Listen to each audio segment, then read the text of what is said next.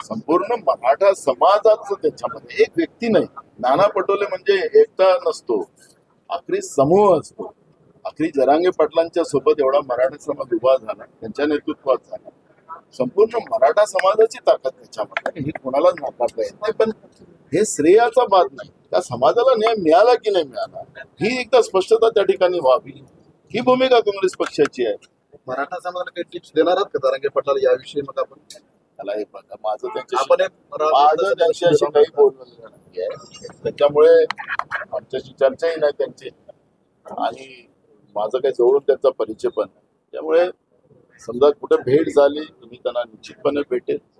आणि अध्यादेश जो काढलेला आहे तर फडणवीसाच्या काळात मी अध्यादेश वाचा आणि हे अध्यादेश वाचा, मग आपल्याला पुन्हा का मोर्चा काढावा लागला? त्यावेळेचा अध्यादेश हाच मान्य होता, मग आता पुन्हा मोर्चा का काढावा लागला? या सगळ्या गोष्टीला पाहून घेतलं पाहिजे की मराठा समाज अनपढ नाही. बरं, छगन भुजबळ एकीकडे म्हणतात की ओबीसीची फसवणूक झालेली आहे, दुसरीकडे देवेंद्र फडणवीस म्हणतात की कुठलीही फसवणूक झालेली नाही, कुणाच्याही आरक्षणाला धक्का लागला.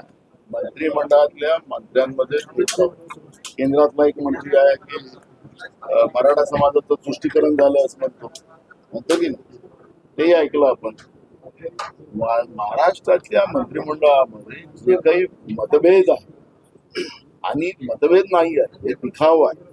हे काहीच छगन भुजबळ वेगळा नाही, फडणवीस वेगळा आहे असं नाही, एकनाथ शिंदे वेगळा असं काही संपूर्ण नाही. हे आम्हाला सगळ्यांना फसवतात. सरकारने याचं स्पष्टीकरण द्यावं, ही भूमिका काँग्रेस पक्षाने मांडली आहे. आखरी ओबीसी आणि मराठा हे समाज एक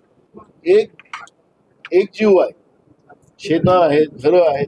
आज या सगळ्या विषयामुळे दोन समाजामध्ये जे विभाजन झालेलं आहे हे महाराष्ट्रासाठी भूषणावह आहे, हे आम्ही सगळ्यांनी समजलं पाहिजे. आपण सरकार या पद्धतीनं सामाजिक तेढ निर्माण करून समाजाला तोडून राज्याची अधोगती करायला निघत असेल तर काँग्रेस पक्ष हे कधी मान्य करणार. सर, एमआयएमच्या संदर्भात तुम्ही म्हणालात कुठे आहेत ते म्हणून, आता आम्हाला माहिती नाही, आमची कुठली चर्चा नाही.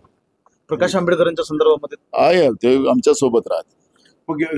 त्यांना नाही तर कोणालाच होत नाही. तुम्ही आता जेव्हा जाल कास्ट सर्टिफिकेट घ्यायला त्यावेळेस तुम्हाला कळेल. म्हणून सरकारने याच्यातली भूमिका स्पष्ट केली पाहिजे. आणि आपल्याला माहिती असेल की मराठा आरक्षणाच्या बाबतची भूमिका आणि आंदोलन जरांगे पाटलांनीच काढलं असा. त्याच्या पहिले आम्ही एकदा मोर्चे निघाले, मुंबईपर्यंत गेले, आणि फडणवीस सरकारने त्यावेळेस कसं टोलवाटोलवी केली, तीच टोलवाटोलवी आज केलेली आहे.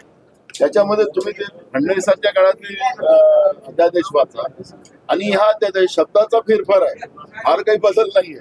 म्हणून एकदा आम्ही सरकारला तेच विचारतो की फसवाफसवी कोणाची केली, मराठा समाजाची केली की ओबीसी समाजाची केली, एकदा स्पष्ट करावं. मराठा आरक्षण जागा महाविकास आघाडी आणि इंडिया अलायन्स म्हणून आम्ही लढणार आहोत. या जागा कुठल्या चिन्हावर जाणार आहे तो भाग आमच्यासाठी नाही. महाराष्ट्रामध्ये महाराष्ट्राच्या प्रतिमेला मलिन करणारं जे भाजप प्रेरित सरकार आहे, भाजप आहे, त्यांनी शाहू फुले आंबेडकर विचाराला जे संपुष्टात आणण्याचं काम जे सुरू केलेलं आहे. तत्कालीन राज्यपाल भगतसिंग कोश्यारी यांनी सावित्री आईला, महात्मा ज्योतिबा फुल्यांना, बाबासाहेब आंबेडकरांना, छत्रपती शिवाजी महाराजांना ज्या पद्धतीनं खालच्या लेवलवर जाऊन टीका केल्या, याचा बदला महाराष्ट्राची जनता घेणार आहे. त्याच्यामुळे जागा कुठल्या पक्षाला महाविकास आघाडीमध्ये जातात याची आमची चर्चा नाही. आम्हाला ह्या संपूर्ण जागा 48 कशा जिंकता येईल हा संकल्प काँग्रेस पक्षाचा.